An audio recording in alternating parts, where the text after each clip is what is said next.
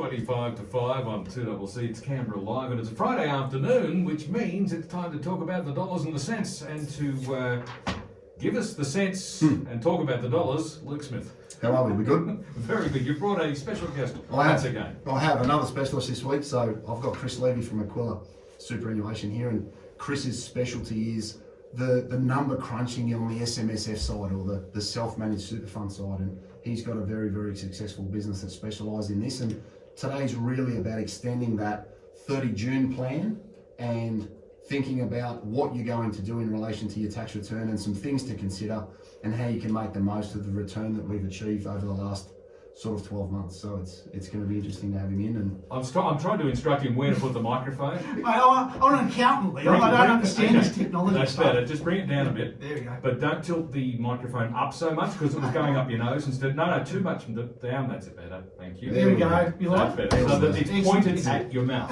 That's where we want it to be. All these concepts. All right. Yeah. Back to business, boys. Yeah. So I guess your specialty is the number crunching on the SMSF side, and they're very popular. They're used by a number of different people for a number of different reasons. Yep.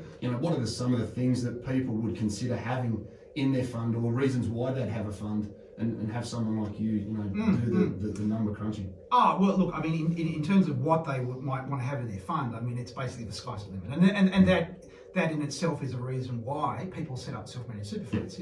There essentially is no limit to what you can have in there. I mean, we've seen, antique cars, sheep embryos, farmer. There's all sorts of crazy things you can have.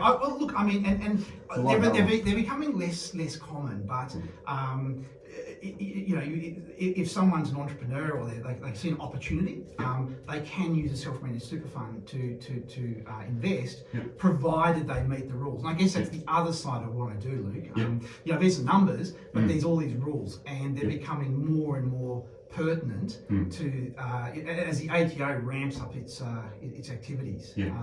Look, I think that's a really, really good point to sort of make with the listeners, is that yes, this is very flexible, but there are some very, very, very stringent rules and regulations that need to be adhered to, and that's why when you're doing these sorts of things and using a self-managed super fund as an investment structure, and that's effectively what it is. It's just a vehicle to hold assets.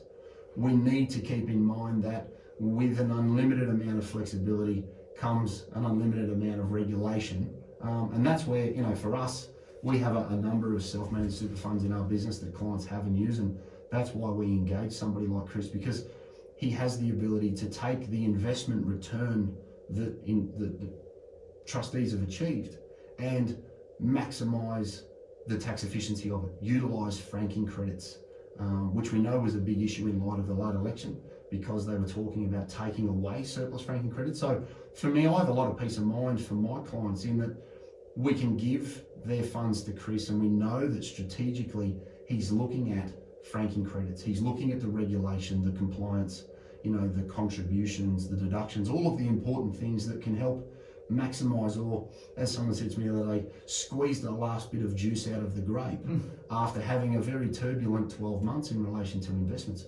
You touched on the regulation. There's been a bit of a bombshell in your sort of industry recently, thanks to the ATO. Can you just elaborate a little bit on that? Look, I mean, I think for most mums and dads that have self-managed super funds, they may not be cognizant of this. They're completely unaware of it. But within our industry, within the accounting SMSF audit industry, it's almost like a nuclear bomb's gone off, and it's come about through this auditor independence thing that the ATO didn't do it, but they were very much a driving force behind it. And to basically summarise, what currently tends to happen, particularly for the larger firms, is that an accountant will do the work, and then another division within that firm will also do the audit. And that was okay, that met the rules, but the ATO basically sort of came to the conclusion that even though there are great efficiencies in doing that, we want a complete separation. We want,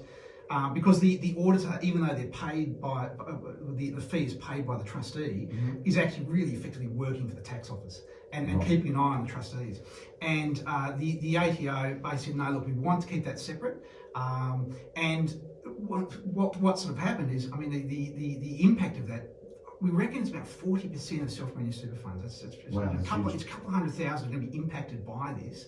and because accountants have been so busy, they haven't had a chance to really shift, work out their audit solution. So does that mean then that someone's existing accountant will do one part of the work? Correct. You may keep your existing accountant to do the accounting side of things, but then they would have someone like yourself or another audit provider then have that Chinese wall, for use of a better term. That's exactly right. It's a to proper provide Chinese that. wall. These are separate firms, and the dilemma is that a lot of these audit partners in these bigger firms have sort of said, well, look, I don't want to do audits outside of my own firm, and then just leaving the industry.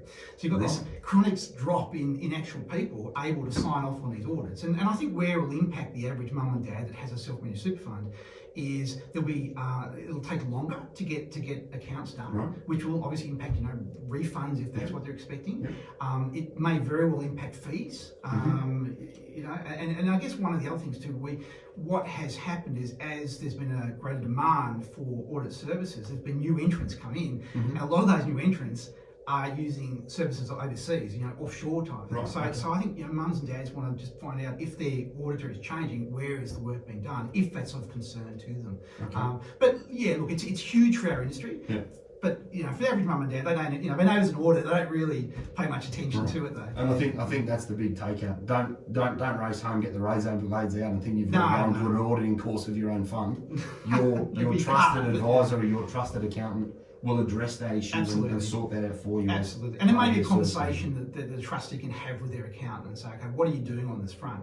For a lot of self-managed super funds, they're already covered by this, but others will be impacted for sure. Okay, all right. And off the back of what's happened over the last 12 months, where are you seeing opportunities for people to be able to maximise the recovery in the market? So the usual suspects like the use of franking credits, maximising the legislation changes, those sorts of things are always sort of front of mind when we think about the underlying strategies of the fund. Yeah, look, I mean, in terms of opportunities, there isn't anything new. There's no changes on the law, and there's the contribution limits have gone up, as you know, they've been indexed up as of today, it's 1st of July this financial year. So there aren't massive things that people can do that they couldn't do in previous years. But I mean, as you said, superannuation is just an investment structure. It's a tax vehicle, and I guess that they should be talking to their financial advisor about using it, to maximise their overall wealth. And I think that's the big thing is I find, and we've used them for many years, they are a wonderful vehicle for your mum and dad. They are a wonderful vehicle for your self-employed. For example, you may want to own a radio station and put the radio station in your super fund. These are the sorts of commercial flexibilities that self-employed people generally really like about that type of fund. There are huge amounts of administrative control in relation to the paperwork and the timing of what's done and how it's done. So it's very much an evolving thing where you can build up a portfolio inside a fund that could be your ANZ shares and your normal ETFs and managed funds. It could also incorporate cash, it could incorporate a building, it could incorporate all sorts. Paintings, obviously, again, on the collectible front. Well, I'm cringing a bit here when you say that. See, I've got questions about these assets. These less, usual, these more exotic assets. If you do buy a Picasso for your self-managed super fund, which you can do, can you hang it on your lounge room wall? No. See, then why would you bother? Because you think it's going to double in 10 years. That's the kind of mindset. If you own it anyway, why can't you hang it on your lounge? It's got to be somewhere. You can just imagine the officers at the tax office having conniptions right here. So if you buy one of those classic collector cars you were talking about, can you actually drive it? No, you cannot. What's the point of owning it then? And you know what? Before this went sideways off the rails, what I was going to say was there are very strict rules around collectibles and your exotic assets. I do have another question on this, because you mentioned you could say buy a radio station and have that in your self-managed super fund. But so that raises this question in my mind: if I own a business, can I sell my own business to my super fund?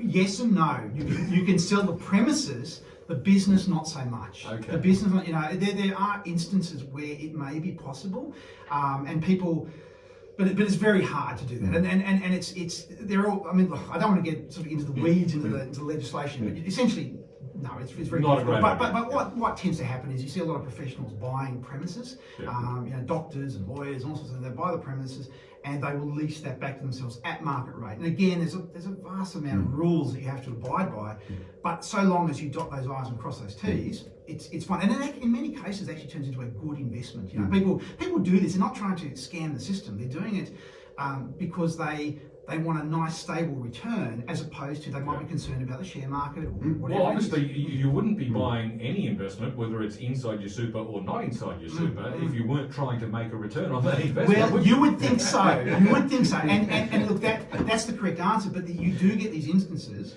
where people they see the super fund as a means of, say, propping up their business. You know, those are the sort of things you can't do. If it's an investment, you know, for example, if a farmer wants to buy the block of the farmland next door because it comes up, he doesn't have any money, he goes, I'll use the super fund money. That's not gonna, it's not gonna cut the mustard. So you've got to be careful of that. And I think that the takeaway, if you do have any of these unusual, exotic ideas for investments, please talk to your accountant before then. Exactly. I think that just loops back around to what we said earlier. Very, very flexible with lots and lots of rules you need to adhere to. So that's why somebody like Chris is, for us, especially in my business, it's invaluable, and the peace of mind that I have, and especially clients have, to know that if there is grape to be, there's juice to be squeezed out of the grape, he can generally find it and throw up ideas that you may not have thought of because of his view or his lens in relation to the tax application of what's going on. Whilst I may invest money and try and generate wealth and use a vast number of things to do it, the services that somebody like Chris and other self-managed super fund specialist accountants can actually provide to people is invaluable because of all of the things we've spoken about. Being able to have a conversation, and this is the thing people need to remember, you're open to the public. It's not that you consult just to professional firms like mine. If mum and dad, Mr. and Mrs. Smith, want to use Aquila Super, they can actually reach straight out to Chris as a wholesaler and engage his firm and others like it to be able to go straight to the source. Because from a wholesale perspective, it comes down to price in a lot of instances, and he prices a little bit differently to most because the general misconception is that a self-managed super fund's expensive. When in actual fact, Chris's firm, as an example, they price on the number of assets in the fund, not the value of the fund.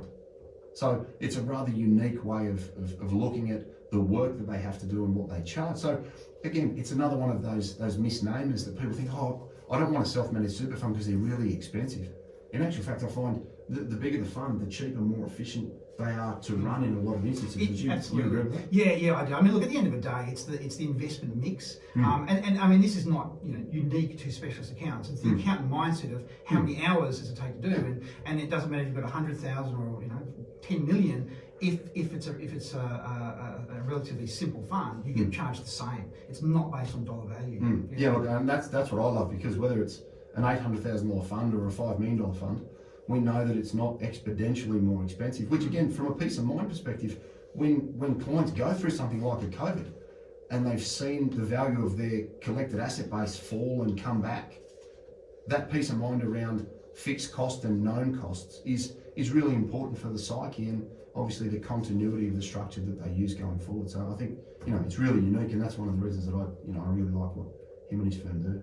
Fantastic stuff. I'm with Luke Smith from Envision Financial, and also today Chris Levy from Aquila Superannuation. We're talking about your self-managed super fund and why you should have a specialist accountant. And if you've been listening in the last 10 minutes and you still don't know why you should have a specialist accountant to handle your SMSF, then you just weren't paying attention. It's 11 minutes to 5. We'll be back with more in just a moment.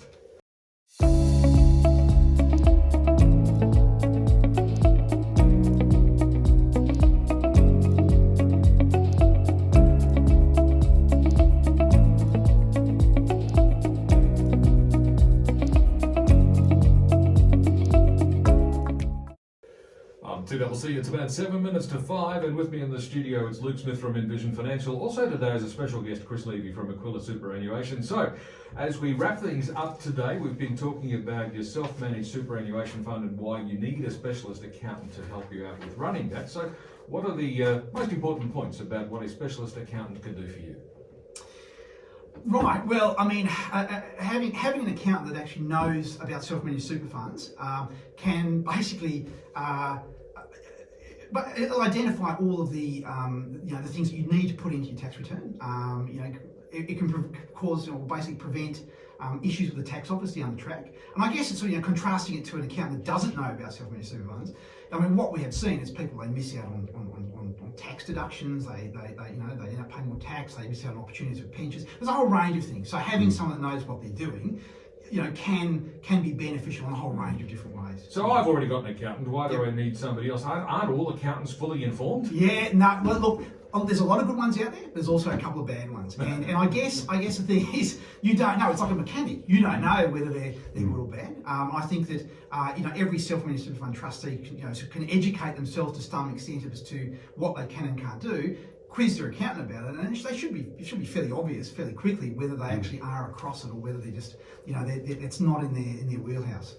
So from a scale perspective, to give the listeners an idea of the volume of work that your lot get through, how many audits would you do roughly over a course of 12 months? Right, well the audit side, which is predominantly where we work for other accounting firms, I believe we're starting to nudge 10,000 a year. So, right, we don't know for sure, but we're somewhere in the top handful in Australia. Right. Which is not bad from a business that started out in the stationery cupboard of one of the big four firms here, from Canberra. So quite proud and of then it. on the tax side, yep. When it comes to doing the returns on that, that side, you do that. There's a couple of thousand.